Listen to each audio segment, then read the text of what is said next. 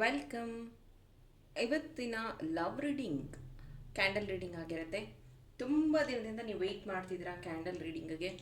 So ಶುರು ಮಾಡೋದಕ್ಕಿಂತ ಮುಂಚೆ ನಿಮಗೆ ಇಷ್ಟವಾದ ವ್ಯಕ್ತಿಯ ಹೆಸರನ್ನು 2 ಟೈಮ್ಸ್ 3 ಟೈಮ್ಸ್ ನಿಮ್ಮ ಮನಸ್ಸಲ್ಲಿ ಹೇಳ್ಕೊಳ್ತಾ ವಿತ್ ಅ ಪಾಸಿಟಿವ್ ನೋಟ್ ಈ ಒಂದು ರೀಡಿಂಗ್ನ ವಾಚ್ ಮಾಡಿ. ಇವತ್ತು ನಾನು 2 ಕ್ಯಾಂಡಲ್ನ ಯೂಸ್ ಮಾಡ್ತಾ ಇದ್ದೀನಿ, ಯಾಕಂದರೆ ನಿಮ್ಮ ಇಬ್ಬರ ಲವ್ ಎನರ್ಜೀಸ್ ಏನಿದೆ ಅಂತ ತಿಳ್ಕೊಳ್ಳೋದಕ್ಕೆ. Are you ready?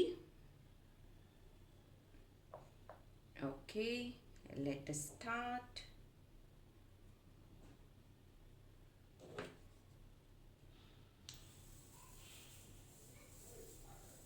What's going on?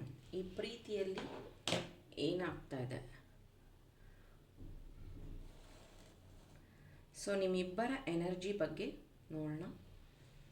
ನೋಡಬಹುದು. ಇಬ್ಬರೂ ಅಷ್ಟೇ ಪ್ರೀತಿಯಲ್ಲಿ ತುಂಬ ಸೀರಿಯಸ್ ಆಗಿರುವಂಥದ್ದು. ಈ ಪ್ರೀತಿಯಲ್ಲಿ ಇಬ್ಬರೂ ಅಷ್ಟೇ ಒಬ್ರಿಗೊಬ್ರು ತುಂಬ ಅರ್ಥ ಮಾಡ್ಕೊಳ್ಳುವಂಥದ್ದು. ಒಬ್ಬರನ್ನ ಬಿಟ್ಟು ಒಬ್ರಿಗೆ ಇರೋಕ್ಕಾಗೋದಿಲ್ಲ ಅನ್ನೋಷ್ಟು ಪ್ರೀತಿ. ಆದರೆ ಈ ಪ್ರೀತಿಯಲ್ಲಿ ಥರ್ಡ್ ಪಾರ್ಟಿ ಇನ್ವಾಲ್ವ್ ಆಗಿರುವಂಥದ್ದು ಕಾಣ್ತಾ ಇದೆ. ಕೆಲವೊಂದು ಸತಿ ನಿಮ್ಗೆ ಅನಿಸ್ತಾ ಇರತ್ತೆ, ನಾನೇ ತುಂಬ ಹಚ್ಕೊಂಡ್ಬಿಟ್ಟಿದ್ದೀನೇನೋ ಈ ಒಂದು ವ್ಯಕ್ತಿನ, ಅದಕ್ಕೆ ಇವರು ಇಷ್ಟು ನನ್ನ ಸತಾಯಿಸ್ತಾ ಇದ್ದಾರೇನೋ ಅಂತ ನಿಮ್ಗೆ ಅನಿಸಿರಬಹುದು. ಆದರೆ ಆ ವ್ಯಕ್ತಿಗೂ ಅದೇ ಫೀಲಿಂಗ್ ಇದೆ. ಈ ವ್ಯಕ್ತಿಗೆ ನಾನು ಪ್ರೀತಿ ತೋರಿಸಿದಷ್ಟು ಯಾಕೆ ಅವರು ದೂರ ಹೋಗ್ತಿದ್ದಾರೆ ಅನ್ಸೋ ಅಷ್ಟು ಪ್ರೀತಿ ಅವ್ರು ತೋರಿಸ್ತಾ ಇದ್ದೀನಿ ಅಂತ ಅವ್ರು ಅನ್ಕೊತಾ ಇದ್ದಾರೆ. ನಿಮಗನ್ನಿಸ್ತಾ ಇದೆ ಈ ಒಂದು ವ್ಯಕ್ತಿ ನನಗೆ ಟೈಮ್ ಕೊಡ್ತಾ ಇಲ್ಲ, ನಾನು ಮಾತ್ರ ತುಂಬ ಎಫರ್ಟ್ ಹಾಕ್ತಾ ಇದ್ದೀನಿ ಈ ಪ್ರೀತಿಯಲ್ಲಿ.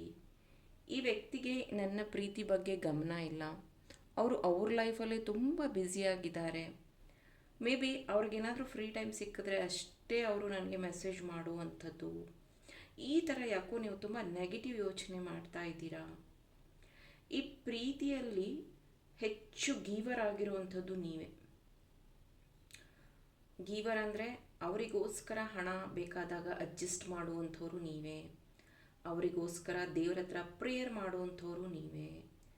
ಅವರಿಗೋಸ್ಕರ ಒಳ್ಳೇದಾಗಲಿ ಅಂತ ಯೋಚನೆ ಮಾಡೋರು ನೀವೇ. ನೋಡ್ಬೋದು ಈ ರೆಡ್ ಕ್ಯಾಂಡಲ್ದು ಎಷ್ಟು ಹೈಟಾಗಿ ನಿಮಗೆ ಫ್ಲೇಮ್ ಕಾಣ್ತಾ ಇದೆ. ಸೊ ರೈಟ್ ಸೈಡ್ ಇರೋದು ನಿಮ್ಮ ಎನರ್ಜಿ ನೋಡಿ, ರೈಟ್ ಸೈಡ್ ಇದೆಯಲ್ಲ ಅದು ಎಷ್ಟು ಹೈ ಫ್ಲೇಮ್ ಇದೆ ಅಂತ. ಸೊ ನೀವು ಅವ್ರನ್ನ ತುಂಬ ಪ್ರೀತಿ ಮಾಡ್ತೀರಾ, ತುಂಬ ನಂಬಿಕೆ ಇಟ್ಟಿದ್ದೀರಾ ಈಗಲೂ ನೋಡಿ. ಆದರೆ ಅವರು ಹೇಗೆ ಅಂತಂದರೆ ನಿಮ್ಮಿಂದ ಪ್ರೀತಿ ಸಿಕ್ಕಿದಾಗ ಮಾತ್ರ ಅವರು ನಿಮ್ಮ ಕಡೆಗೆ ವಾಲುವಂಥದ್ದು. ಅಂದರೆ ನೀವು ಅವರಿಗೆ ರಿಕ್ವೆಸ್ಟ್ ಮಾಡ್ಕೋಬೇಕು, ಟಾಸ್ಕ್ನ ಕೊಡಬೇಕು, ಅಥವಾ ತುಂಬ ಪ್ರೀತಿ ತೋರಿಸ್ಬೇಕು. ಆವಾಗ ಮಾತ್ರ ಅವರು ನಿಮ್ಮ ಕಡೆಗೆ ಬರುವಂಥದ್ದು, ನಿಮ್ಮ ಕಡೆಗೆ ಗಮನ ತೋರಿಸುವಂಥದ್ದು ಮಾಡ್ತಾರೆ. ಬಟ್ ನೀವು ಹಾಗಲ್ಲ, ಇವರಿಗೋಸ್ಕರನೇ ನಾನು ಹುಟ್ಟಿರೋದೇನೋ, ಇವರಿಗೋಸ್ಕರನೇ ನಾನು ಒಳ್ಳೇದು ಮಾಡಬೇಕು, ಈ ಥರ ತುಂಬ ಯೋಚನೆ ಮಾಡುವಂಥವ್ರು ನೀವು. ಈ ಪ್ರೀತಿಯಲ್ಲಿ ಸಾಕಷ್ಟು ಬಾರಿ ಮನಸ್ತಾಪ ಆಗಿದೆ. ನೋಡ್ಬೋದು ನೋಡಿ, ಫ್ಲೇಮ್ ನೋಡಿ. ಸೊ ಸಾಕಷ್ಟು ಬಾರಿ ಮನಸ್ತಾಪ ಆಗಿದೆ ನೋಡಿ. ಯೆಲ್ಲೋ ಕಲರ್ ಫ್ಲೇಮ್ ಹೇಗೆ ಕಮ್ಮಿ ಆಗ್ತಾ ಇದೆ.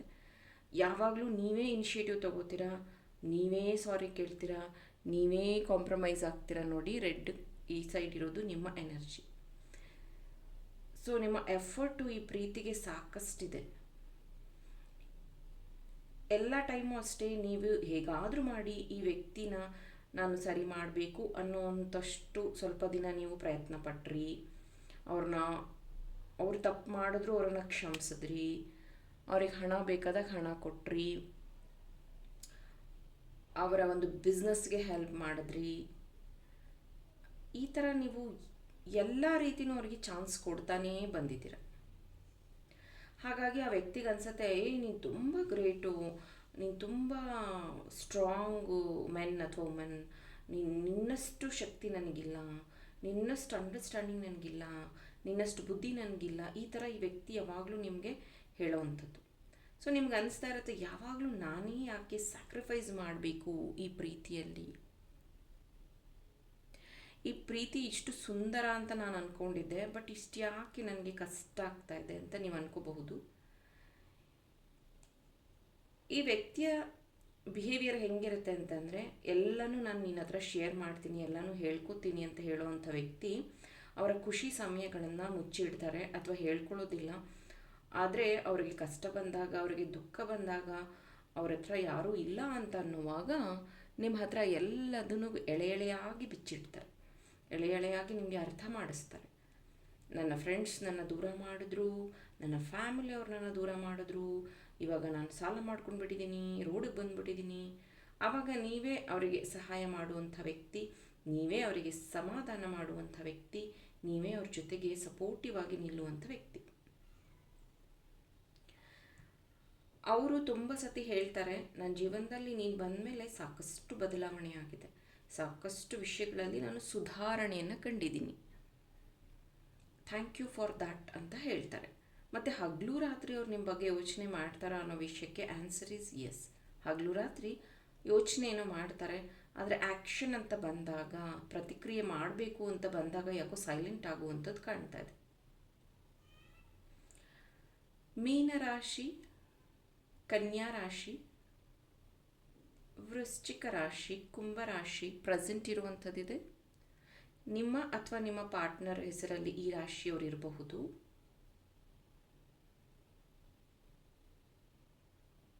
ಮೇ ಬಿ ಇದು ಮ್ಯಾರಿಡ್ ಕಪಲ್ಸ್ ನೀವೇನಾದರೂ ನೋಡ್ತಾ ಇದ್ದರೆ, ಈ ವ್ಯಕ್ತಿ ಇತ್ತೀಚೆಗೆ ನಿಮ್ಮ ಹತ್ರ ಜಾಸ್ತಿ ಮಾತಾಡ್ತಾ ಇಲ್ಲ ಅಥವಾ ತುಂಬ ಅವಾಯ್ಡ್ ಮಾಡ್ತಿದ್ದಾರೆ ಅಂತ ನಿಮ್ಗೆ ಅನ್ನಿಸ್ತಾ ಇರಬಹುದು.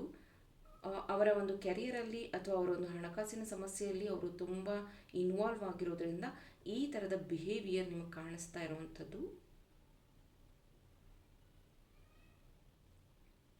ಮೇ ಬಿ ಇದು ನಿಮಗೆ ಸೆಕೆಂಡ್ ಚಾನ್ಸ್ ಆಗಿ ಬಂದಿರುವಂಥದ್ದು ಈ ವ್ಯಕ್ತಿ.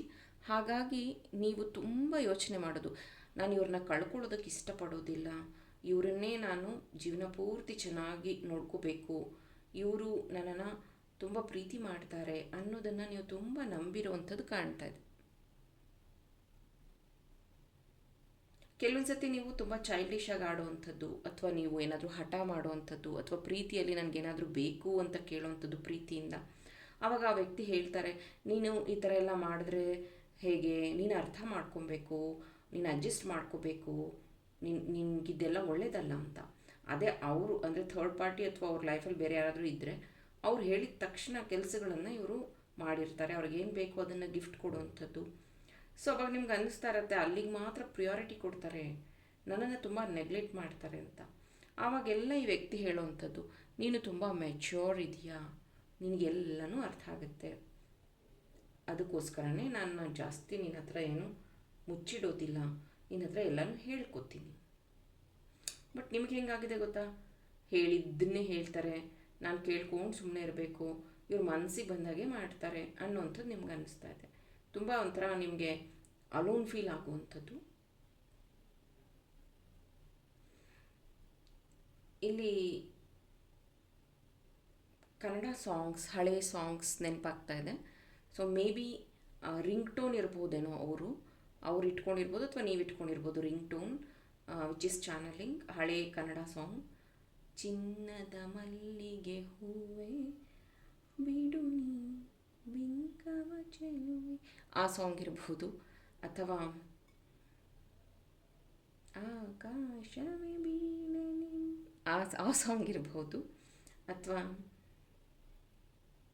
ನಗು ನಗುತ್ತಾ ನಲಿ ನಲಿ ಏನೇ ಆಗಲಿ, ಈ ಸಾಂಗ್ ಇರ್ಬೋದು. ಇದಿರಬಹುದು, ಅಥವಾ ಬೇರೆ ಯಾವ್ದಾರು ಕನ್ನಡ ಸಾಂಗ್ ಇರ್ಬೋದು. ಸ್ಪೆಷಲಿ ಕನ್ನಡ ಸಾಂಗೇ ನನಗಿಲ್ಲಿ ಕೇಳಿಸ್ತಾ ಇರುವಂಥದ್ದು. ರಿಂಗ್ ಟೋನ್ ಇಟ್ಕೊಂಡಿರ್ಬೋದು, ಅಥವಾ ಅವರು ನಿಮ್ಮನ್ನು ಕಾಂಪ್ರಮೈಸ್ ಮಾಡುವಾಗ ಅಥವಾ ನಿಮ್ಮನ್ನು ಸಮಾಧಾನ ಮಾಡುವಾಗ ಈ ಸಾಂಗ್ಸ್ನ ಹೇಳುವಂಥದ್ದು ಇದೆ. ಮೇ ಬಿ ನೀವು ತುಂಬ ಲಕ್ಷಣವಾಗಿ ಸೀರೆ ಉಟ್ಕೊಳ್ಳೋದು ಅವರಿಗೆ ಇಷ್ಟ ಅನಿಸುತ್ತೆ, ಅಥವಾ ನಿಮ್ಮ ಸಿಂಪ್ಲಿಸಿಟಿ ಅವ್ರಿಗೆ ಇಷ್ಟ ಅನಿಸುತ್ತೆ. ತುಂಬ ಸತಿ ಅವ್ರು ಹೇಳಿದ್ದಾರೆ, ನಿನ್ನ ಈ ಸಿಂಪಲ್ ಲುಕ್ ನನಗೆ ತುಂಬ ಇಷ್ಟ ಆಗುತ್ತೆ, ನಿನ್ನ ಮುಖದಲ್ಲಿ ನಗು ಇದ್ರೇ ಚಂದ, ನಿನ್ನ ಮುಖ ಉದಿಸ್ಕೊಂಡಿರಬೇಡ, ನೀನು ಎಲ್ಲದಕ್ಕೂ ಎಕ್ಸ್ಪ್ಲನೇಷನ್ ಕೇಳ್ತೀಯಾ, ಈ ಥರ ಅವ್ರು ತುಂಬ ಸತಿ ನಿಮ್ಗೆ ಹೇಳಿರೋವಂಥದ್ದಿದೆ.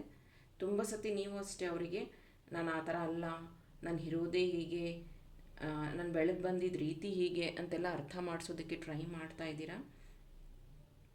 ಈ ವ್ಯಕ್ತಿ ಹೇಳಿದ್ದಾರೆ, ನನ್ನ ಜೀವನದಲ್ಲಿ ಸಿಕ್ಕಂತಹ ಅದ್ಭುತವಾದ ಖನಿಜ ಅಥವಾ ಅದ್ಭುತವಾದ ಬಂಗಾರ ನೀನು, ಅಥವಾ ಚಿನ್ನು, ಅಥವಾ ಏನೋ ಒಂದು ಪೆಟ್ ನೇಮಿಂದ ಅವ್ರು ನಿಮ್ಮನ್ನು ಕರೀತಾರೆ. ಸೊ ಅವ್ರು ಆ ಥರ ಕರೆದಾಗೆಲ್ಲ ನೀವು ಕರ್ಗೆ ಹೋಗ್ಬಿಡ್ತೀರ, ಚಿನ್ನು ಅಥವಾ ಪುಟ್ಟ ಅಥವಾ ಚಿನ್ನಿ, ಈ ಥರ ಏನಾದರೂ ಒಂದು ಪೆಟ್ ನೇಮಿಂದ ಅವರು ನಿಮ್ಮನ್ನು ಕರೀತಾರೆ ಅನಿಸುತ್ತೆ. ಸೊ ಅವಾಗೆಲ್ಲ ನಿಮಗೆ ಖುಷಿ ಆಗುತ್ತೆ, ಅವಾಗೆಲ್ಲ ನೀವು ಎಷ್ಟೇ ದುಃಖ ಇದ್ದರೂ ಮರ್ತು ಹೋಗ್ಬಿಡ್ತೀರ. ಸೊ ಇದು ನಿಮ್ಮಿಬ್ಬರ ಲವ್ ಎನರ್ಜೀಸ್ ಆಗಿತ್ತು. ಸೊ ಹೇಳ್ತಾ ಹೇಳ್ತಾ ಹೇಳ್ತಾ ನೋಡಿ, ಇವಾಗ ಒಂದು ಸ್ವಲ್ಪ ಇಬ್ಬರದು ಎನರ್ಜಿ ಸ್ವಲ್ಪ ಮ್ಯಾಚ್ ಆಗ್ತಿದೆ. Don't worry. ಸೊ ಇದು ಲವ್ ರೀಡಿಂಗ್ ಆಗಿತ್ತು. ಇದೇ ರೀತಿಯ ಇಂಟ್ರೆಸ್ಟಿಂಗ್ ಕಂಟೆಂಟ್ಗೆ ನನ್ನ ಚಾನಲ್ನ ಫಾಲೋ ಮಾಡಿ. Thank you.